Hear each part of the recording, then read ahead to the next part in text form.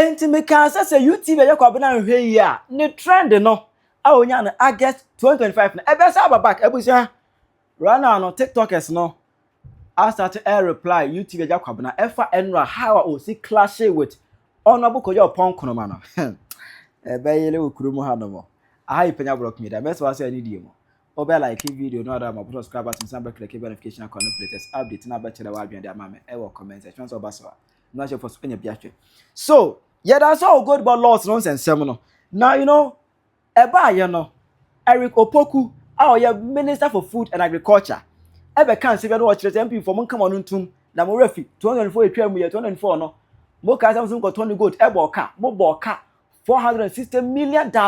Eddie, why then are you talking of 214 million loss? Meanwhile, my in Ghana a loss of $460 million.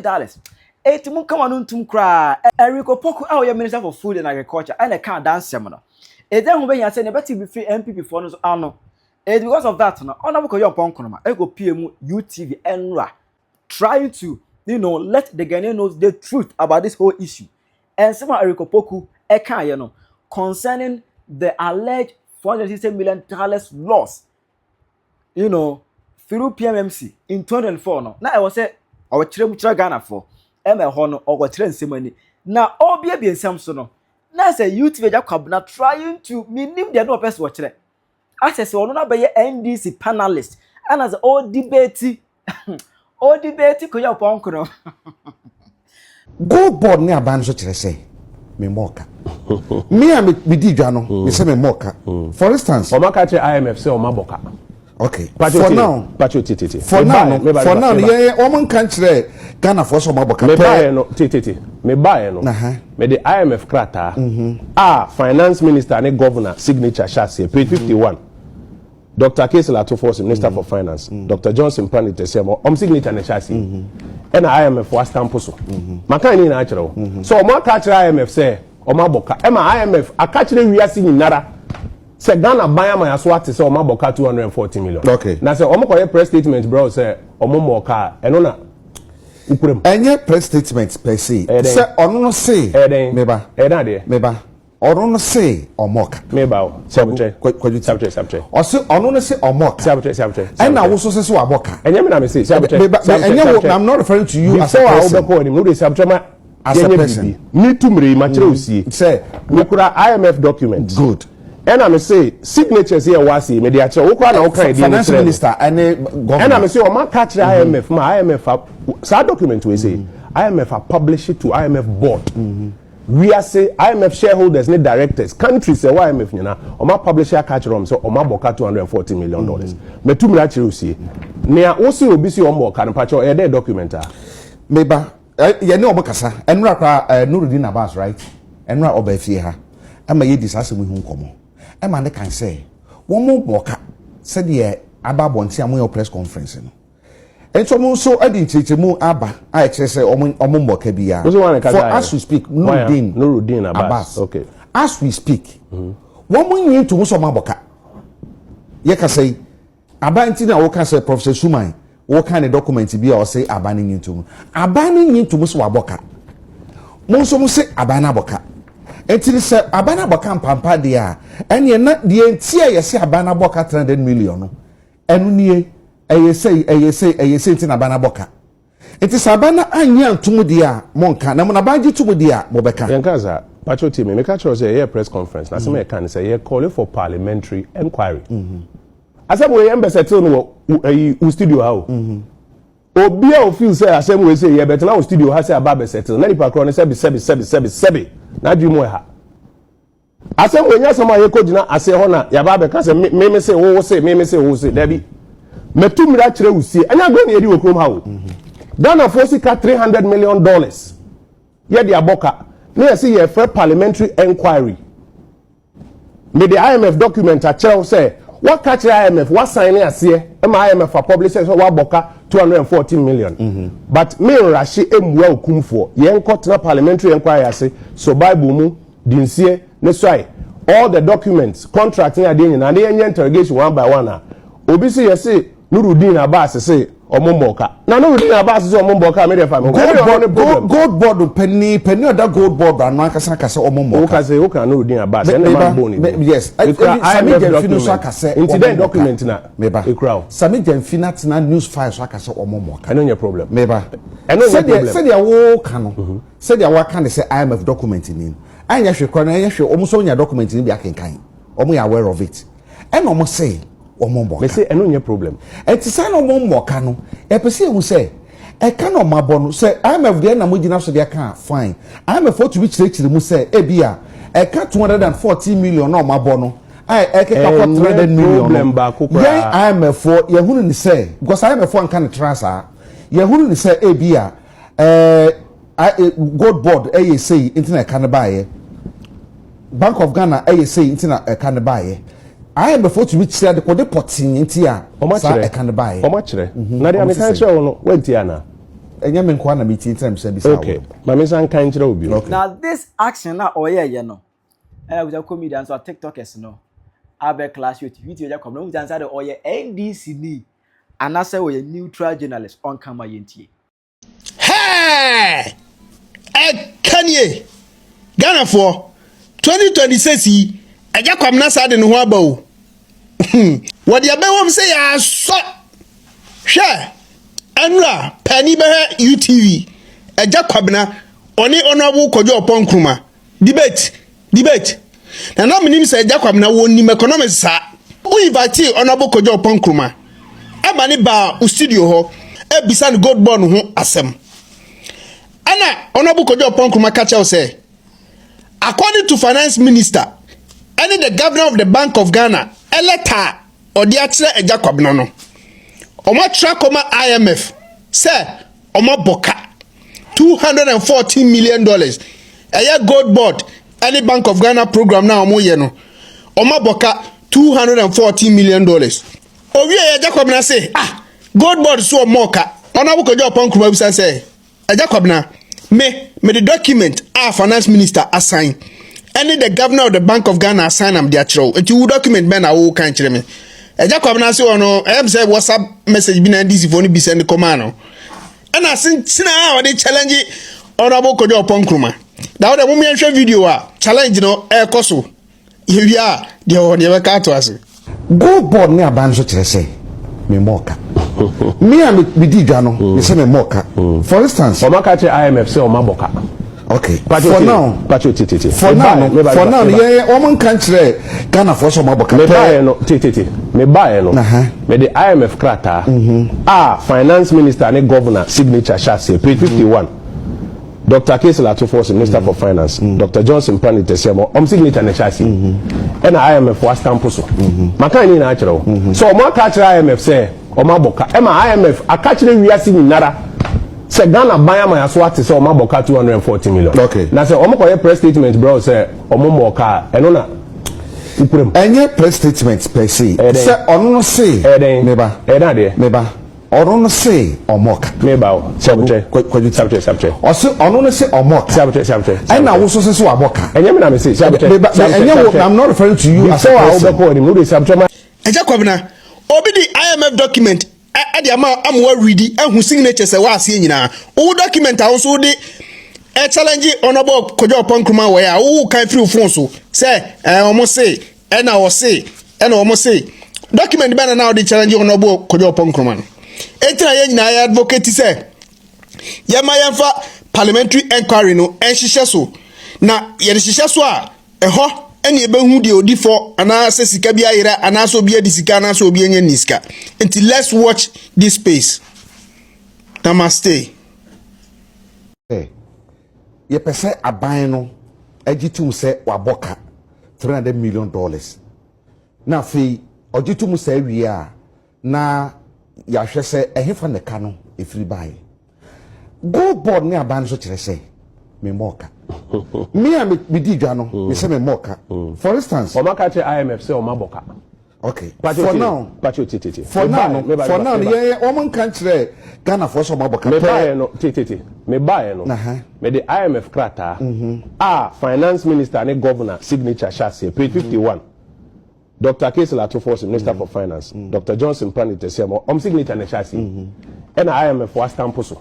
Makani natural. So more catch IMF say, Omaboka. Emma IMF, a catch the reasi in Nara. Say Ghana buy my aswati say Omaboka 240 million. Okay. Now say Omokoye press statement, bro, say Omomoka, and ona. Any press statement per se. Agya Kwabena, na bibia you okay.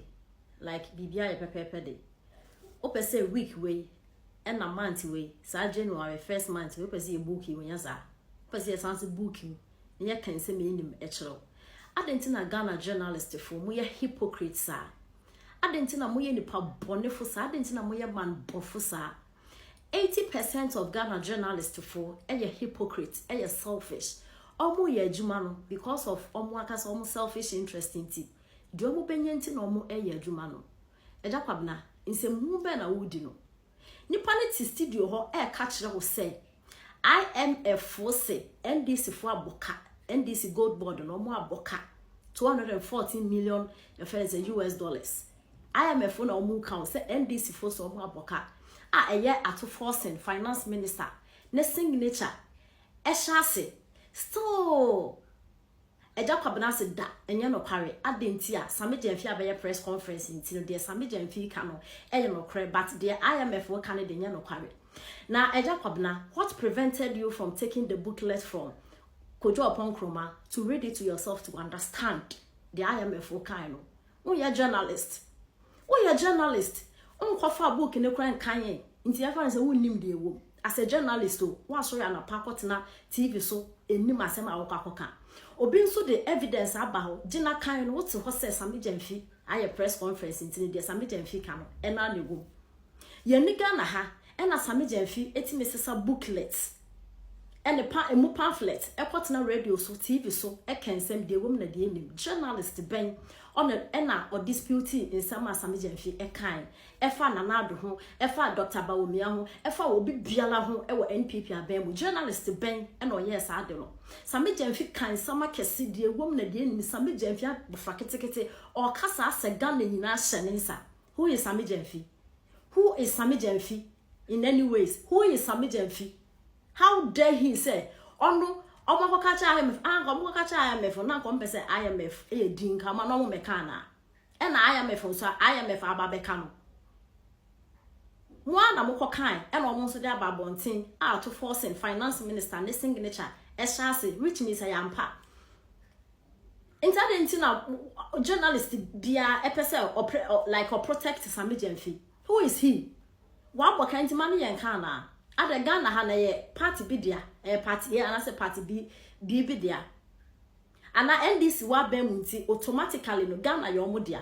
We should keep quiet. Okokan no more threaten okokan e ba becho Sammy Gyamfi fa snap ebe gina TV so bo hu dua say mo kokan cha IMF za mo kan na nipa ne the book evidence abetna offense TV so catch ra say assembly senate Agya Kwabena se da Sammy Gyamfi abeye press conference nti na da ben na NPP for more power no Sammy Gyamfi be kan nsem hu no NPP for beye press conference say sama NDC for kan nya no kware a mo Agya Kwabena na say journalist bia be kan say offense NPP for beye press conference I find pro nsema wo Sammy Gyamfi wo ka ho nti no ye beti NPP for de nya no kware Sammy Gyamfi de wabeye press conference ntino and some IMF for na kasa wabeka na still most Sammy Gyamfi de number jato adenta motisa hypocrisy Ghana journalist for mo in it Ghana ha a type of journalist